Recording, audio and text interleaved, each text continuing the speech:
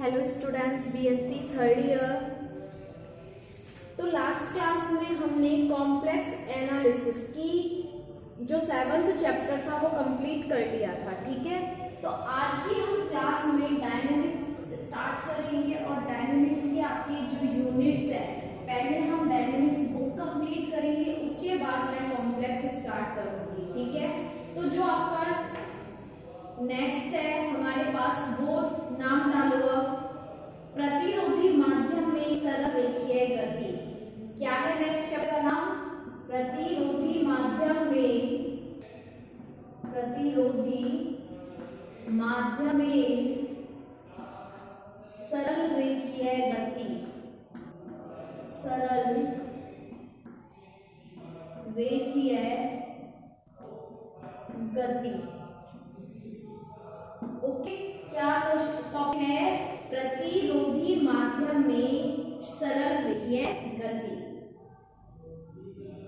Okay, तो आज हम इस क्लास में ये वाला चैप्टर स्टार्ट करेंगे आपका।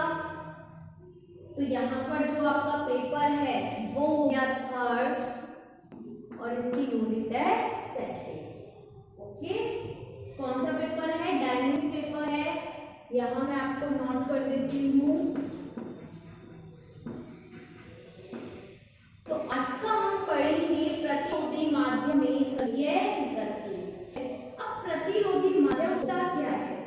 अगर देखो, पहले मैं थोड़ा सा थ्योरेटिकल पार्ट आपको समझाऊंगी, तो सिर्फ आप सुन लो मेरी बात। एक पिंड है जो हाथ में गति करे तो उसकी गति का प्रतिरोध नहीं होता, निर्वात खाली होता है। जब हम उसमें कोई भी ध्वनि, जैसे कि एक खाली कमरा है जिसमें कोई भी सामान नहीं है, उसको हम एक निर्वात का माध्यम मान लेते हैं। अगर मैं उसमें आवाज करूँ तो मेरी आवाज किसी भी सामान से नहीं टकराएगी। क्यों? क्योंकि उस कमरे में कुछ है नहीं। तो इस प्रकार की गति जो निर्वात में होती है उनकी गति का है प्रतिरोध नहीं होता। परंतु एक पिंड, एक माध्यम, अगर वो जल में गति करे या फिर वो वायु में गति, तो क्या होता है? गति का प्रतिरोध होता है। अगर वो जल में गति करेगा तो उसकी जो वेग है, उस जैसे हमने फेंकी पानी में, तो क्या होगा? बॉल का जो वेग हमने डाला है वो धीरे उस पानी के अंदर कम होता हुआ चला जाएगा। एक बॉल को हम वायु में उछालते हैं, एक गेंद को हमने हवा में उछाला, तो क्या होगा? वो गुरुत्वाकर्षण बल लगेगा उसमें, तो वो क्या होगी? जितने से हमने उसको ऊपर उछाला है उसी वेग को हमारे पास नीचे की ओर आती है। तो क्या होगा? उस गति का प्रतिरोध हो गया। ठीक है, अगर हम वेग बढ़ाते हैं तो माध्यम कारण प्रतिरोध भी क्या होता है? बढ़ता जाता है। जितनी वेग से, जैसे हमने बॉल को ऊपर हवा में उछाला है, अब वो उसी क्या होगा? गुरुत्वाकर्षण उतना ही बल का, मतलब जो प्रतिरोधी बल है वो भी उतना ही इसमें कार्य करता है। अब ये प्रतिरोधी बल आप लोगों ने आपके फिजिक्स में खूब अच्छे से पढ़ लिया होगा। ठीक है, तो लिखेंगे इसमें फर्स्ट टॉपिक, वेग समानुपाती, एक मिनट रुको, लिखो, वेग के समानुपाती प्रतिरोध के, वेग के समानुपाती, वेग के समानुपाती, समानुपाती प्रतिरोध के अधीन, प्रतिरोध के अधीन ऊर्ध्वाधर गति। तो देखो, ऊर्ध्वाधर हम पढ़ के अब हम क्या करेंगे? प्रतिरोध देखेंगे कि उस बल पर जो हमारा प्रतिरोध बल है वो वेग के समानुपाती है, तो ऊर्ध्वाधर गति क्या होती है। ठीक है,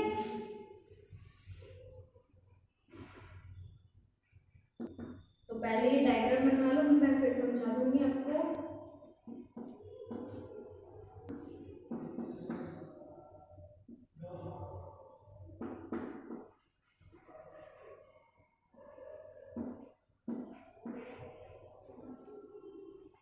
लिखेंगे इसमें एक कण विरामावस्था से, यानी कि ये इसका स्टेटमेंट समझ लो, इसको हम प्रूफ करेंगे। एक कण विरामावस्था से विरामावस्था से, इसको अभी मत बनाना, पहले ये पॉइंट नोट करो, ये सॉल्यूशन में बनाना है।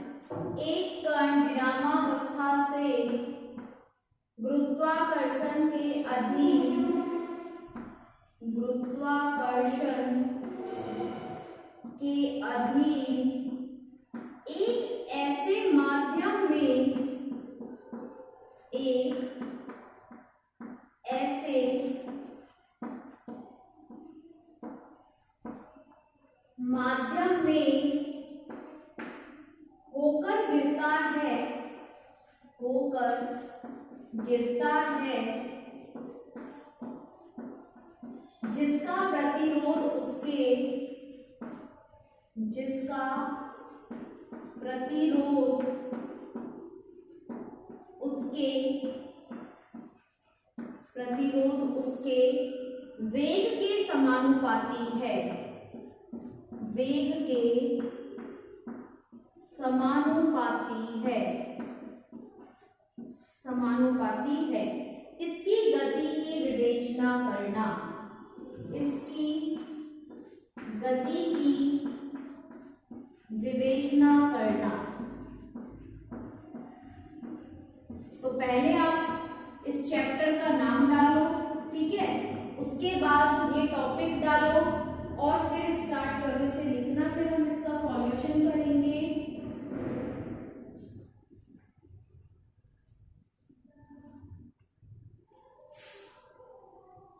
नोट करो इसे।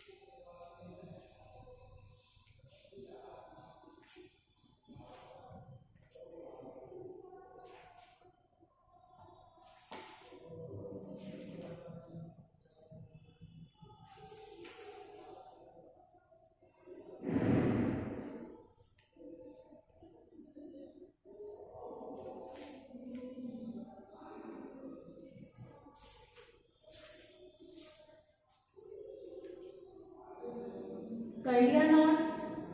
क्या लिखा है यहाँ पर वो देखो पहले। एक कण विरामावस्था से गुरुत्वाकर्षण के अधीन एक ऐसे माध्यम में होकर गिरता है जिसका प्रतिरोध उसके वेग के समानुपाती है। जो वेग दिया है वो उसके प्रतिरोध की क्या है, समानुपाती है। तो हम देखेंगे कि इसकी जो गति है वो किस तरह से होती है।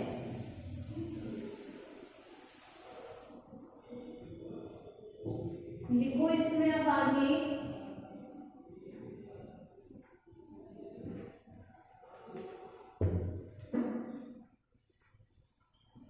माना कि एक कण बिंदु O से, माना कि एक कण, पहले लिख लो फिर समझा दूंगी। एक कण बिंदु O से गुरुत्वाधीन, गुरुत्वाधीन, और जो गुरुत्वाकर्षण बल मान रही है ये हमने माना है अचल, ऐसे माध्यम में गिरता है, ऐसे माध्यम में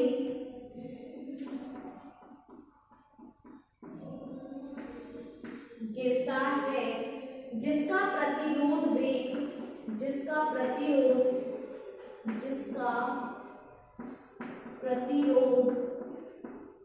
वेग के समानुपाती है, प्रतिरोध वेग के समानुपाती है।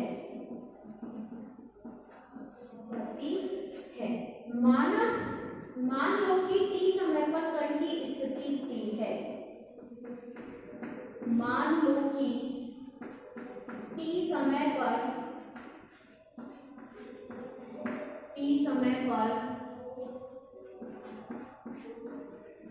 कण की स्थिति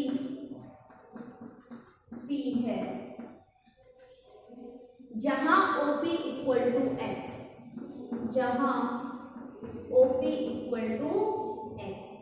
तथा P पर कण का वेग, P बिंदु पर कण का वेग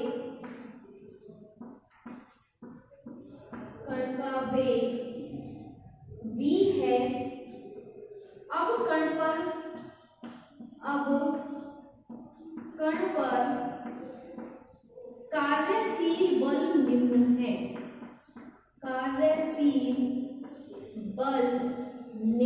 है,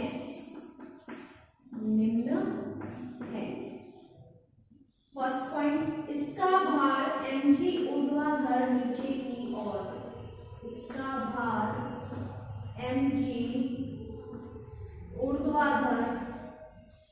नीचे की ओर, नीचे की ओर। सेकंड लगेगा प्रतिरोध बल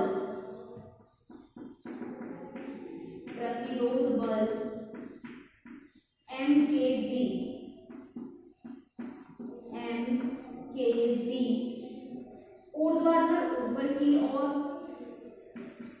ऊर्ध्वाधर ऊपर की ओर, ठीक है। अतः समय t पर कण की गति का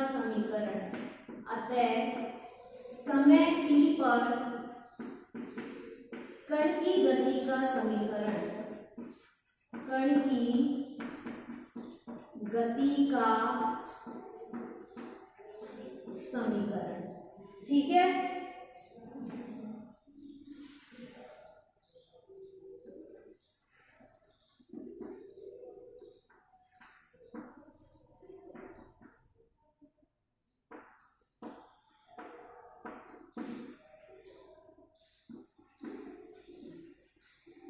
नोट करो यहां तक इसे।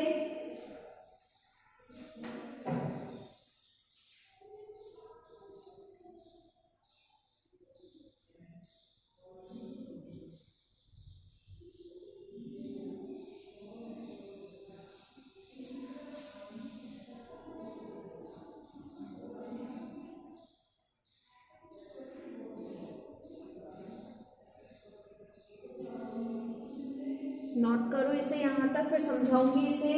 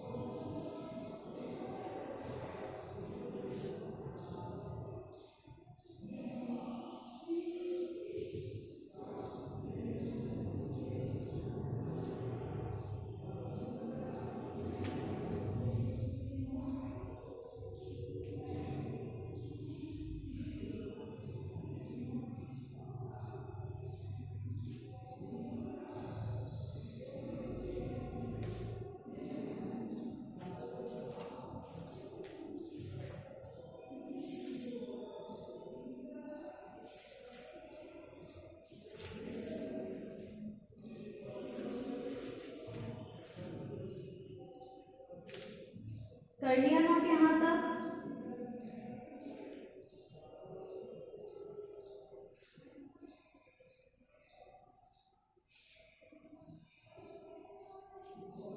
देखो क्या लिखा है यहाँ पर, वो देखो पहले।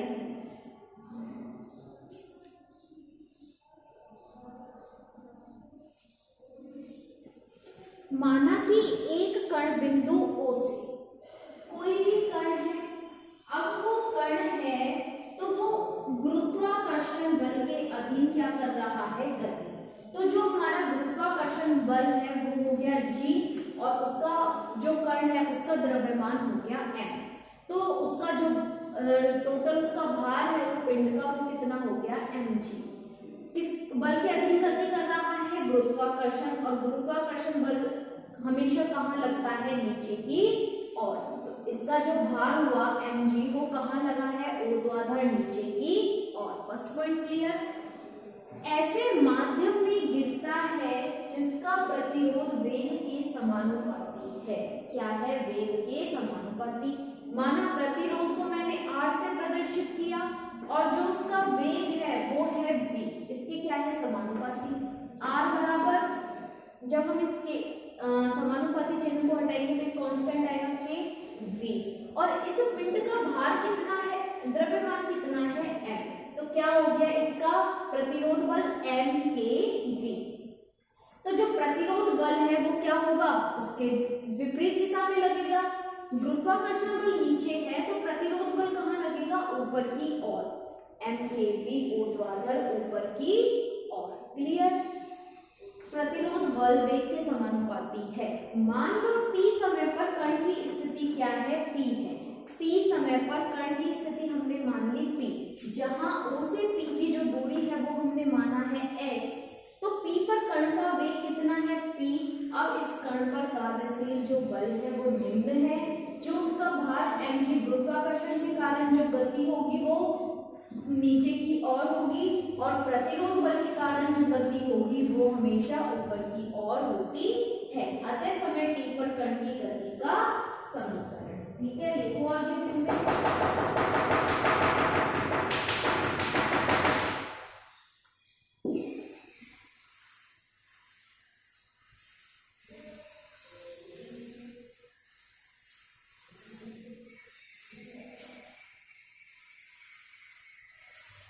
अब हमें क्या करना है, कण की गति का समीकरण लिखना है।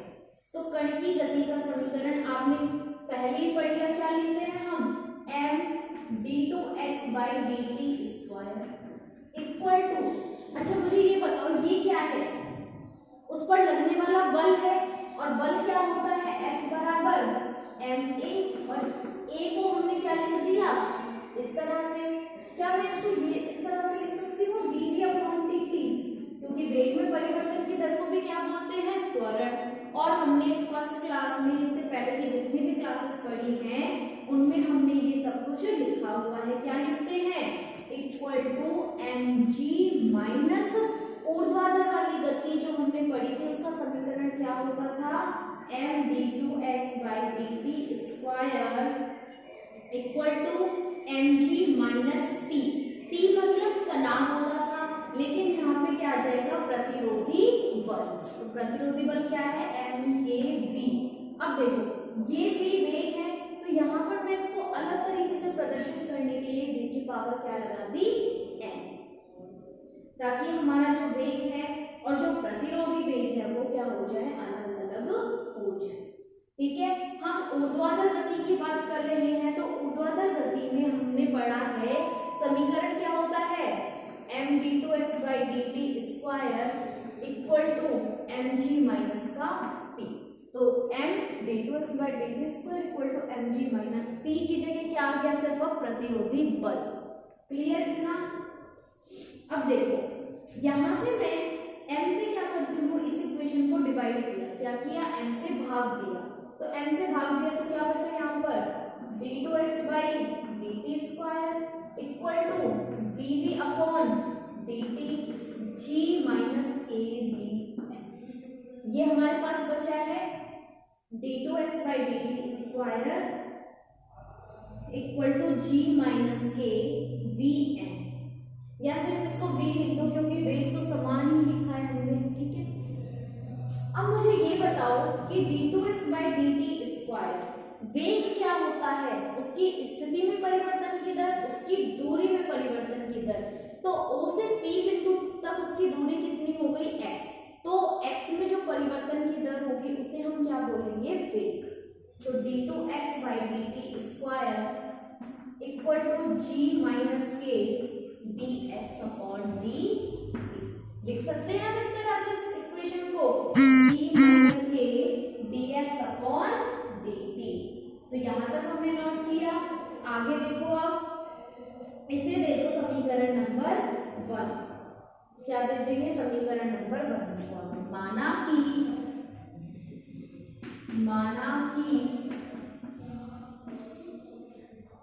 कण का अंतिम वेग कैपिटल V है तब, माना कि कण का अंतिम वेग, ये तो प्रारंभिक वेग था, अंतिम वेग कैपिटल V है तब, क्या ले लिया हमने, कैपिटल V है तब।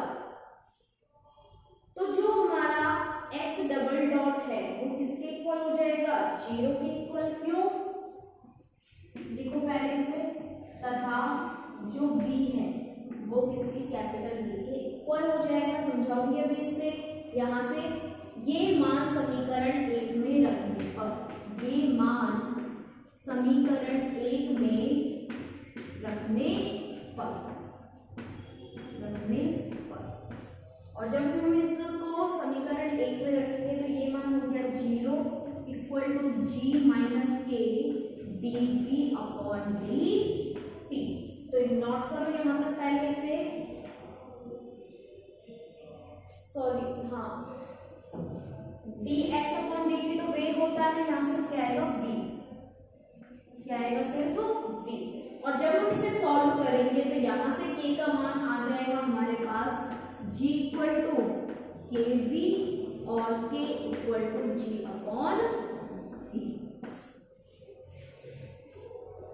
देखो यहां तक इसे,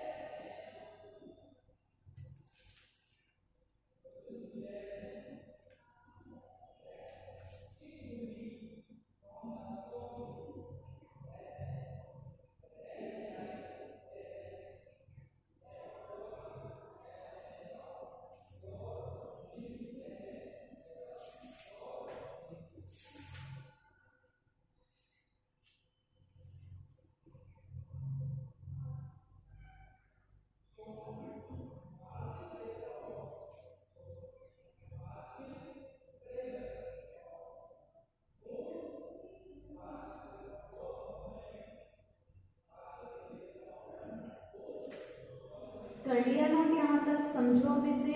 देखो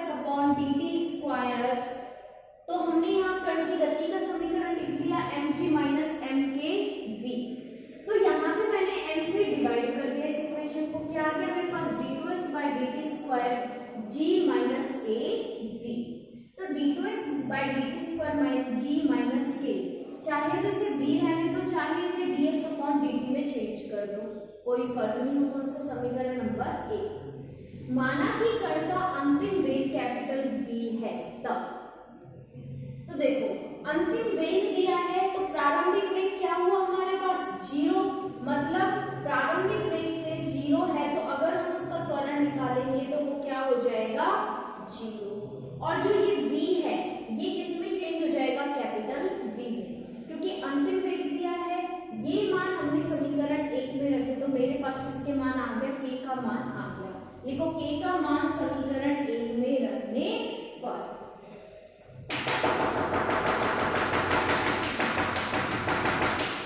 k का मान समीकरण 1 में रखने पर,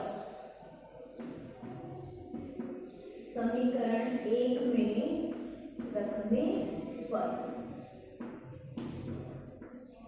देखो क्या आ जाएगा d2x by dt square equal to g minus g upon v dx upon dt।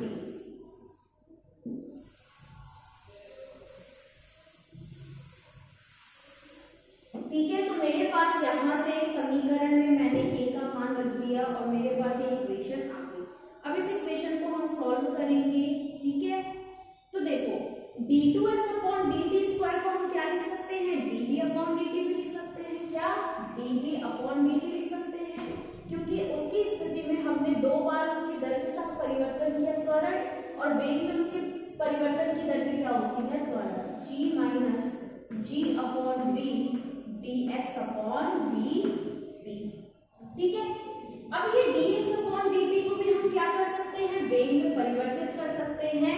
देखो ये क्या होता है वेग v, इसको मैं छोटे से दर्शा रही हूँ और जो इसका अंतिम वेग है उसे मैं कैपिटल V से प्रदर्शित कर रही हूँ ताकि आप लोगों को कोई कंफ्यूजन ना हो। तो dv upon dt plus g upon v v equal to g। तो हमारे पास इक्वेशन क्या आ गई यहाँ पर, इसे डालो इक्वेशन नंबर 2। अब आ जाओ आप लोग जो सेकंड ईयर में आपने पढ़ा है ना उस तरह से हम इसको सॉल्व करेंगे। तो ये किस फॉर्म में है, रैखिक अवकल समीकरण लिखेंगे, यह एक रैखिक अवकल समीकरण है, रैखिक अवकल समीकरण है। अतः तो कैसे सॉल्व करते थे उसे, पहले हम इसका इंटीग्रेटिंग फैक्टर समाकलन गुणांक का मान निकालेंगे। ठीक है, वो किस तरह से निकालते हैं e की पावर में p dx। ठीक है, तो यहाँ देखो p की वैल्यू क्या हो गई g upon v, g upon v और dt। ठीक है, किसके रेस्पेक्ट में कर रहे हैं t के रेस्पेक्ट में, तो इसका जो समाकलन गुणांक आएगा इंटीग्रेटिंग फैक्टर का जो मान आएगा वो क्या आ जाएगा e की पावर g अपॉन v। ठीक है, यहां तक नोट करो, फिर से आगे सॉल्व करेंगे हम।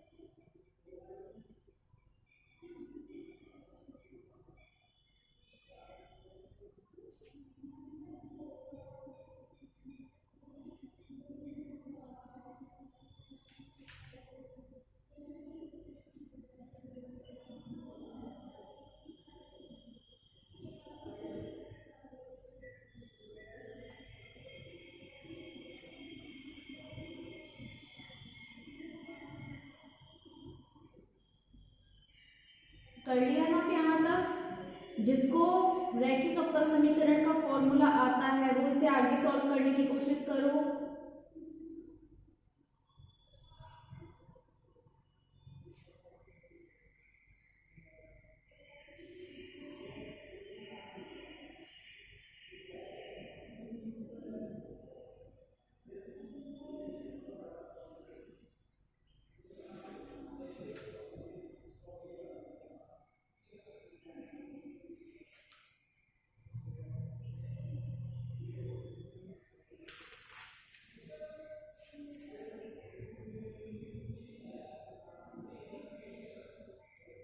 देखो आगे अब इसको,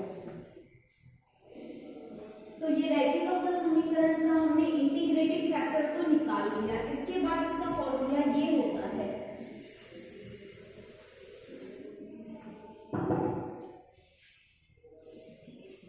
हम किसका मान निकाल रहे हैं यहां से? v का। v into I F equal to Q into I F D T, ये फॉर्मूला होता है v। आई एफ का मान कितना आया है? e की power g upon v t। q का मान कितना है? g इंटू आई एफ का मान e की power g upon v dt। ठीक है,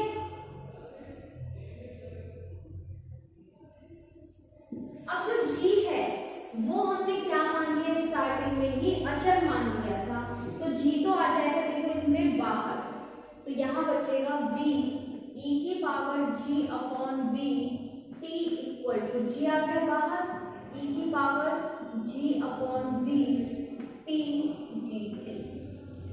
v e की power g upon v t equal to g। अब मुझे ये बताओ e की पावर का क्या होता है?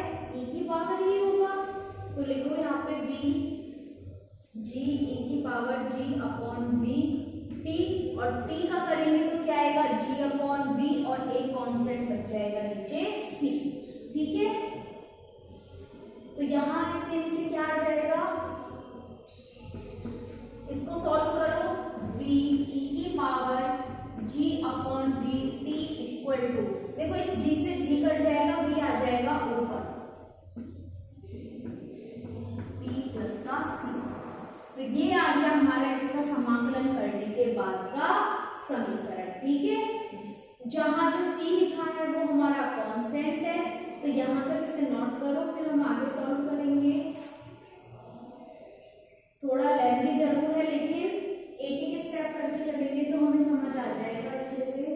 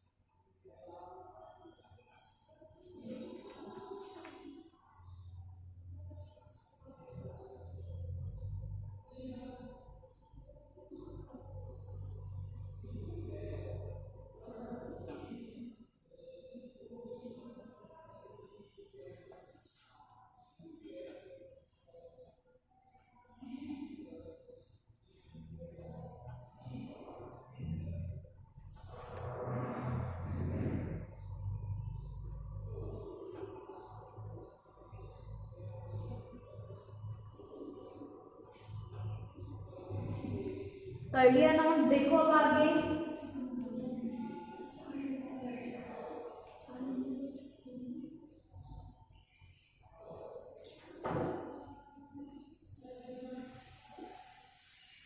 अब लिखेंगे हम प्रारंभ में। क्या लिखोगे आप? प्रारंभ में जब हमारी कोई भी गति स्टार्ट नहीं हुई थी तो हमारा जो वेग था उसका मान भी 0 था, और जो समय था उसका मान भी क्या था? 0 था। तो यहाँ से हमारे इन दोनों मानों को हम यहाँ रखेंगे, तो देखो ये मान 0, v e की power g upon v into 0 plus का c, तो 0 इक्वल टू v, ई की पावर 0 का मान क्या होता है 1 प्लस सी, तो सी का मान क्या आ गया माइनस का v। ठीक है, इसको दे दो समीकरण नंबर 3। सी का मान समीकरण 3 में रखने पर put the value of c in equation third। तो देखो c का मान हम क्या पुट कर देंगे यहाँ पर माइनस का v, तो हमारे पास इक्वेशन होगा v e की power g upon v t equal to v, थोड़ा नीचे लिखती हूँ इसे, v e की power g upon v t equal to v e की power g upon v t minus का v। ठीक है, नोट करो यहां तक इसे।